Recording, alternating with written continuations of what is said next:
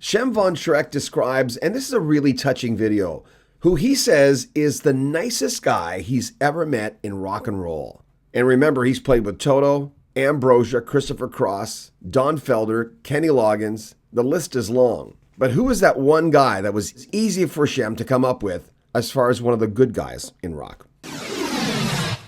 Oh, what musician, because you surprised me the most, what musician pleasantly surprised you the most when meeting them or working with them? I mean, you never really know someone until you work with them. I mean, I had a friend, Peter Cater, he's piano player out of Colorado. He used to intro New Age talkers.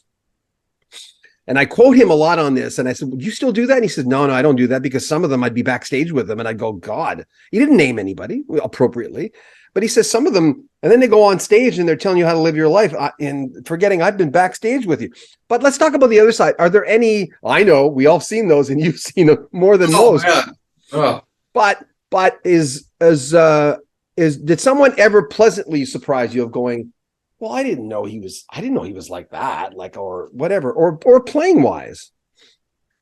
I do have someone that comes to the top of that list.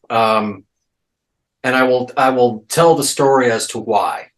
First of all, I have to say Michael McDonald is just the nicest guy, and just, you know, what a treat to just be around somebody who's so down to earth and so just relaxed. And, you know, I've never seen him ever be angry or, you know, ever go there.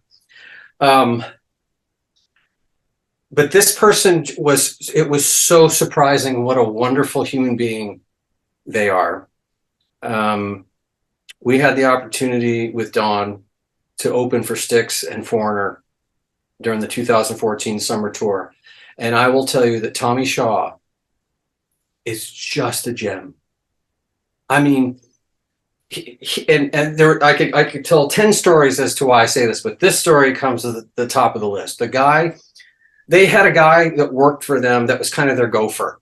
And he's this little sweet hobbit type guy that ran around. He was the photographer. He was the runner. He went into this, I think his name was Jason. And he just did everything for those guys. He was like radar on MASH. He just knew where to go. And he just had that sense where, well, the keyboard player in Don's band and I were walking out of the hotel to go get breakfast in the morning. And we look and we see guy with his, you know, white V-neck t-shirt, khaki shorts. That's Tommy's uniform, right? And he's got his ball cap on, sunglasses on, and he's got 2 grocery bags in this hand, 2 grocery bags in this hand.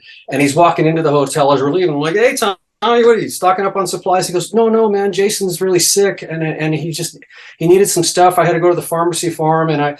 And I wanted, Tommy went and got for Jason all the stuff that he needed because he was sick. Not some other guy in the crew, not somebody else. Tommy Shaw went out into the wild and went and got supplies for their guy who was sick. And the rest of the walk of my buddy and I on the way to the restaurant were just going, Tommy? But it made sense because that's just the kind of guy he is.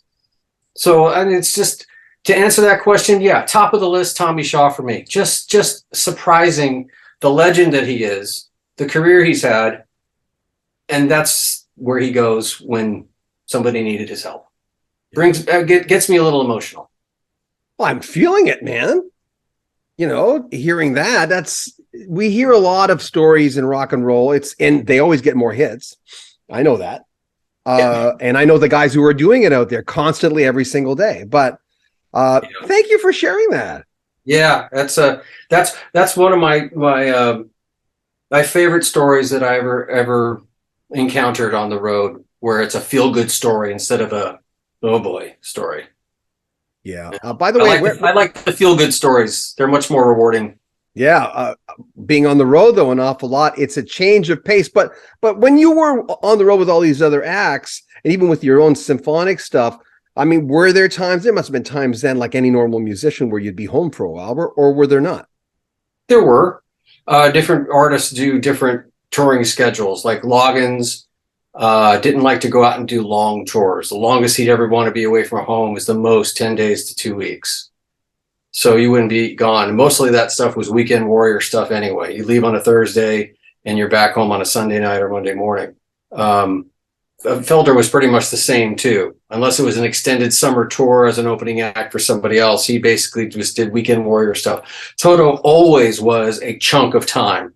It was always, because they used their own gear, all went out on the, shipped to the place, their first place, and then went. They usually did a month to 5 weeks minimum on their runs, and everybody does it differently. Yeah. How much did you learn? I mean, I know the history of your father. What did he, if someone comes up to you and say, hey man, like, what your dad do for you? Like, what would you tell them? He wasn't the guy, I'll answer, he wasn't the guy that was like, no, you need to practice every day.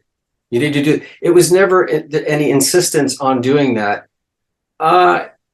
He's a shy man who basically kept to himself, did what he did. He would, if you asked him a question about the craft or something, he would tell you. He brought a lot of great music into the household that was influential on me, Toto included. Kenny Loggins' Night Watch album was the first Kenny Loggins album. He bought that. Just so he brought a lot of classical music into the house, which is my first love, and the first music I can remember hearing are the operas of Wagner. So. That's, to me, just the atmosphere in the house he created, the musical atmosphere he created, not that he dictated, but that he created, was just really great to be around. And as the oldest of 3 kids, we were all musical, but I'm the only one that pursued it as a career, because there was no pressure to pursue it as a career. It was just, that's what I wanted to do.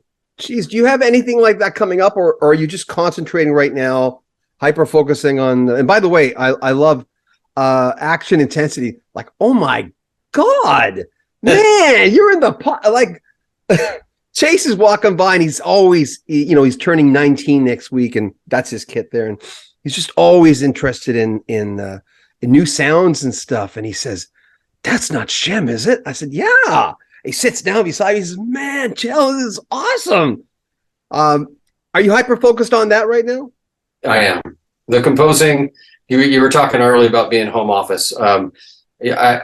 Stuart Copeland once said, and I totally agree with him, and I totally know what he was talking about. He goes, when I'm on the road, I miss being home about 50% of the time. He said, when I'm home, I miss being out of the road 1% of the time. Wow, there's a quote. Right? When you're out there working, you just half the time you're just wishing you were home. But when you're home, you miss being on the road only 1% of the time. And at this place in my life, my personal life, I love my home. I love my family, and that's what I want to be with. And if I can work and still make music in home office, my home studio, it really makes me happy. So I'm really concentrating on that. I tour, I will tour, and I do still do that, but I did it for 30 years, man, 30 plus years. There's nothing, I played with Toto. There's really nothing left for me to really do that I'm compelled to just continue that side of things. We'll have more from Shem von Schroeck coming up the next few days. We'll also have bonus clips on our Patreon, which only our Patreon members will see. You can join up. The links are at the very top of the description. Also, if you want to make a donation to the channel, there are links there as well. Make sure you comment on our videos. We read all the comments. Subscribe to our channel, like our video, and share them on social media. I'm John Beaudin. This is Rock History Music.